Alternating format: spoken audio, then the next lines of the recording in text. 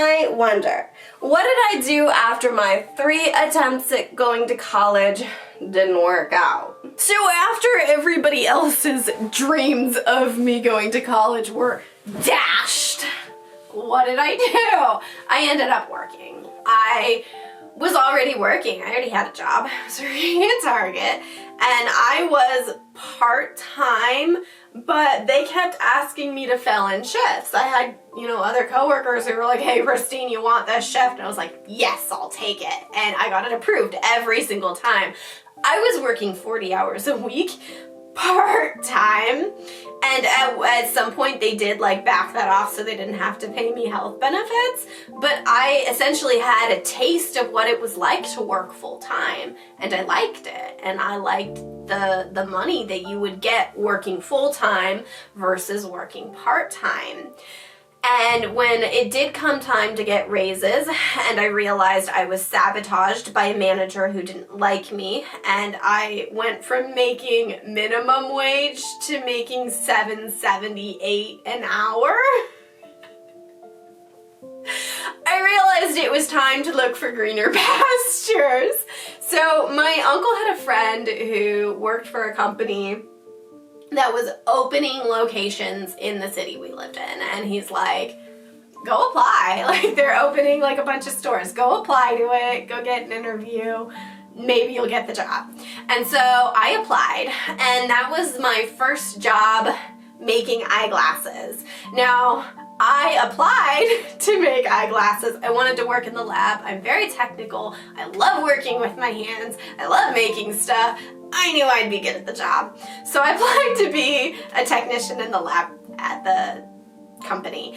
And it's a big chain. You've heard of it before. And so I applied and I got an interview, and they didn't have any locations set up at the time. So they interviewed me in a hotel.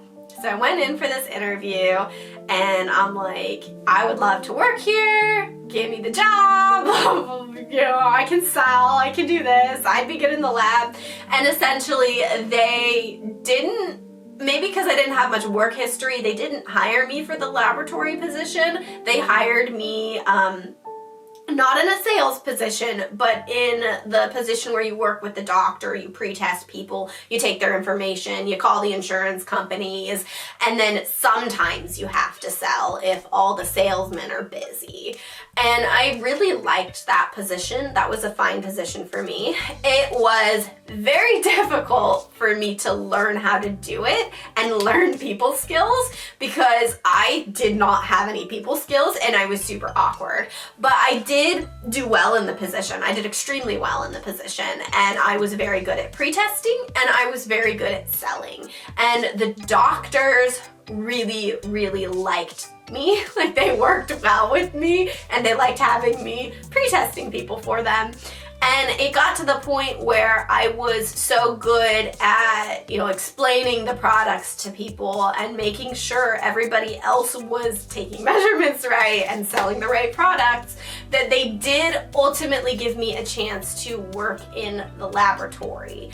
And so I was a journeyman lab tech, and they trained me. Now, when they moved me into the laboratory, I was still working part-time, and I did not have a raise. I did make more money there than I did working at Target. It was 10% more. It was decent enough for me to take the job. And then I made commission on top of it if I sold anything. Now, since this store was new and we didn't have a lot of customers, I worked in the lab, but then I also still sold eyeglasses. I still pre-tested people. And so I would do a back and forth kind of thing. And I was probably working way too hard for the amount of money they were paying me, but I was a very valuable employee to them. And anytime they asked me, hey, Christine, do you want another shift? Do you want to go work at another store and cover a shift for someone?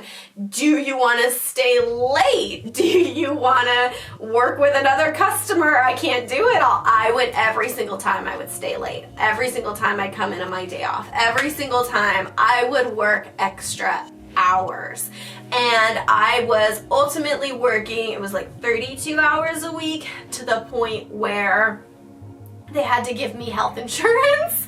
And so at that point, they knew I was working enough that rather than cutting my hours, they offered me a raise, they offered me a full-time position. Now, I had to drive 45 minutes out of the way to get this position, but I had my own apartment at this point. It was a few months before, since I was doing well at work. I was making just under $1,000 a month. I got my own apartment because my aunt and uncle, as great as they were to let me stay with them after high school, they were charging me rent.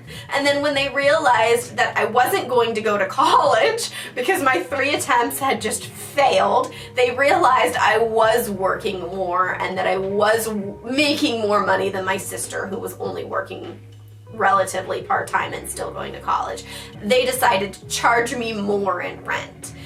And given the chance to pay them $400 a month in rent, I went and looked at the cost of renting, and I saw, well, I can get an apartment for $500 a month. Why wouldn't I get my own apartment? So I got my boss to kind of fudge my salary and make it look like I was making more money than I was, and I got my own apartment. And I was super broke, and I loved it. I loved living on my own. I was probably the happiest in my life when I was living on my own, and that's nothing to say that I'm not happy with my husband or happy being married, but like financially I was in the best position of my life even though I was super broke. It was good for me, and I really enjoyed it. So I was living on my own, given this opportunity to work full-time, given another 10% raise. I took it. I jumped on that. I said, yes, give me that full-time laboratory position working 45 minutes away. I will do it. And that went well for a bit. I did run into some problems after that point with work, but I did work at that job for 3 years. I worked there for quite a while.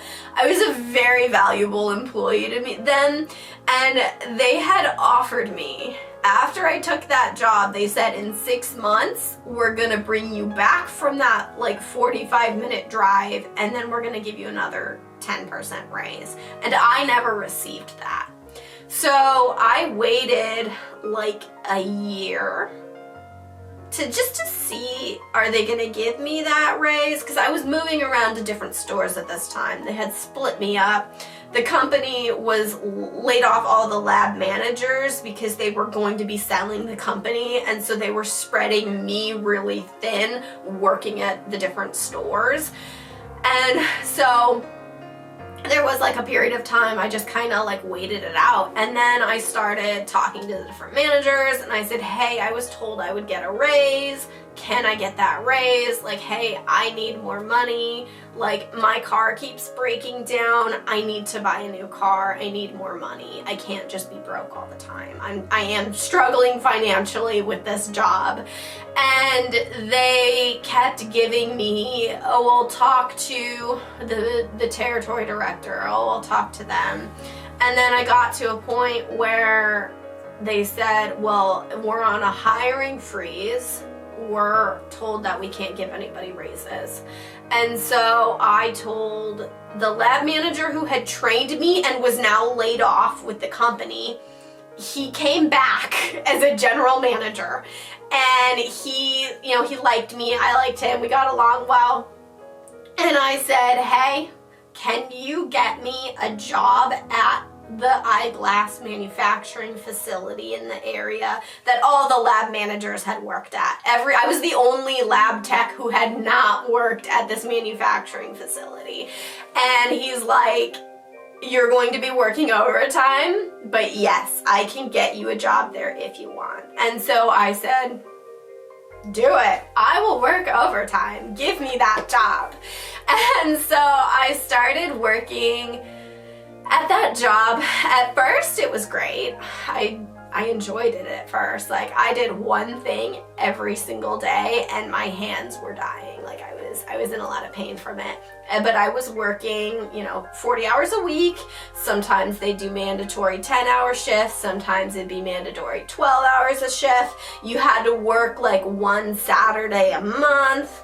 And then that job had a lot of problems, and ultimately the guy on the night shift quit. And after the guy on the night shift quit, I was in kind of a bad mental state, and I started working his job too. I started working 10, 12-hour shifts every single night. And then, I actually started working 12-hour shifts, like once I got into it. 12-hour shifts every single night. And then if I had to work that Saturday, I would go home, stay up all night, or I would go out with my friends to stay up all night and be off. I'd be off work at 11 o'clock at night, and then I'd be back there at 6 o'clock the next morning. So no sleep, I would go and work. Or if I didn't have to work that Saturday morning, I would work my 2 to 11 shift, and then I would work until 6 a.m. when the first shift girl came back in for her Saturday morning shift. And I was working over 60 hours a week. I even had one week where I hit 73 hours, and I have to tell you, there is a brick wall that you hit at about 70 hours of work where you are not productive. Like, you can't do anything after about 70 hours of work. Your body starts shutting down. So I kept doing it, but I backed it off down to like 60 hours a week. And it was really good for my finances. And I, at that point, was like, I could get a house. Like, this is before COVID. I thought I could get a house, and I just started socking away money. I started saving up money. I bought a new car. It was a $10,000 car. I talked them down to $9,600 with my trade-in. I'm a good negotiator, but I bought a new car. Mind you, the other one had broken down on me several times at this point. I was able to pay for surgery for my wisdom teeth. I was able to buy a new winter coat. Like, I was good. And I started socking away money to go get a down payment on a house. And then I ultimately had to quit that job because it was a terrible job, and they changed my job function that, like, triggered the whiplash injury I had, and it like locked up my shoulder and my neck and caused like severe burning in my arm. And I had to sue them for workman's comp, and that took like 2 years to get a settlement, and that was a pain, whatever. I haven't had good jobs. I've always ended a job because something terrible happened, but ultimately I was already living on my own. I had a taste of full-time work.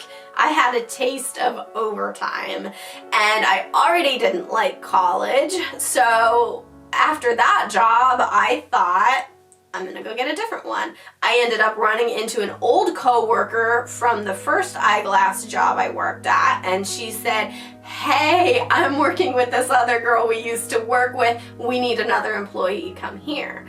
And I just jumped on it. And so I kind of got into this cycle of work hard, work as much as you can, make money, support yourself, live on your own. Maybe it's not a good job, maybe you don't enjoy it, but after working someplace for a year to 3 years, you can go get a different job. And I just realized that I had $10,000 in the bank.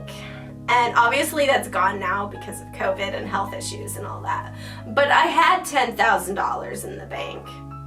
And everyone was talking to me like, why are you gonna go get a house on your own? Why are you saving up to buy your own house? You could go to college, blah, blah, blah, blah, blah. Oh, you should be a doctor. If I had a nickel for any time someone told me I should be a doctor because I worked with these doctors, and I never had a single doctor tell me I should be a doctor. Mind you, it was only customers. And I'd smile. Just tell you, yeah, I could. Okay, I could do that. I didn't want to. I wanted to be on my own. I liked being on my own and supporting myself. I liked being independent. And I just decided, why would I go to college? Why would I spend money to go to college when I could just be saving the money to buy a house? Isn't the point of going to college to get a job where you make enough money so that you can financially support yourself and whatever children you have? And I was like, I'm already working. I'm already financially solvent. Like, I'm already saving money. I'm gonna buy my house, and then I'm just gonna bypass college altogether. And if I didn't have the health issues, if I hadn't had to quit work, I would be like super wealthy right now. I would have a ton of money. It'd be great. But that ultimately didn't happen. But I also think about, I had those health issues, and they did get worse from working, from the stress of work. But also they would have got worse if I was working from a college job and had the stress of working a job that I got with a college degree. Because by then I would have graduated, obviously. And I think about, like, if I had gone to college, I had spent the money to go to college rather than saving the money, I would have still had all those health issues I ended up having. And then I would have been working a job that I probably wouldn't have liked. I probably would not like any job because I don't really enjoy working. I just enjoy getting paid for my efforts. And it did take a few jobs to realize that I don't like work itself. And I do currently have a part-time job. I have a great boss. It's a good job. I don't like working that job. And it's got nothing to do with the job itself. It's that after taking time off to deal with my health issues, I really didn't like going back to work. And so it's just one of those things that, like, I think about, what if I had gone to college and got student loans and then worked a job for the student loans, had to pay off these student loans, had even more debt than we have right now because I would have had to have the debt to go to college in the first place, and I wouldn't have worked as much to save up money to fend off some of that debt. Like, it really wouldn't have been a good situation for me. Like, I think I would have been a lot worse off now if I had gone to college. So I have absolutely no regrets that I didn't go to college. Do I regret some of the places I worked at? Maybe after a certain point I probably should have jumped ship sooner. But I don't have any regrets that I did work. I don't have any regrets that I worked 60 hours a week to try and save money, because it put me in a very good financial situation, and it helped me learn a lot about myself. It helped me learn a lot about the world. It helped me learn my limits. Like, I learned my limits. 70 hours a week is too much for me. But I learned a lot more just from getting out, going into the world, than I would have ever learned in school, because I didn't really learn that much in high school.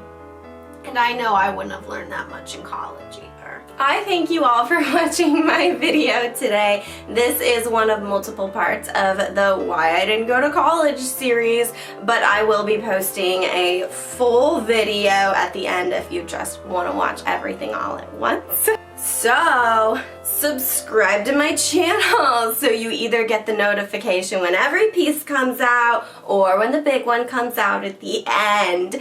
If you guys like this video, please like the video. Let me know down in the comments why you didn't go to college, or why you regret going to college, or even how great your college experience was, because that's fine too. But I will see you guys next time.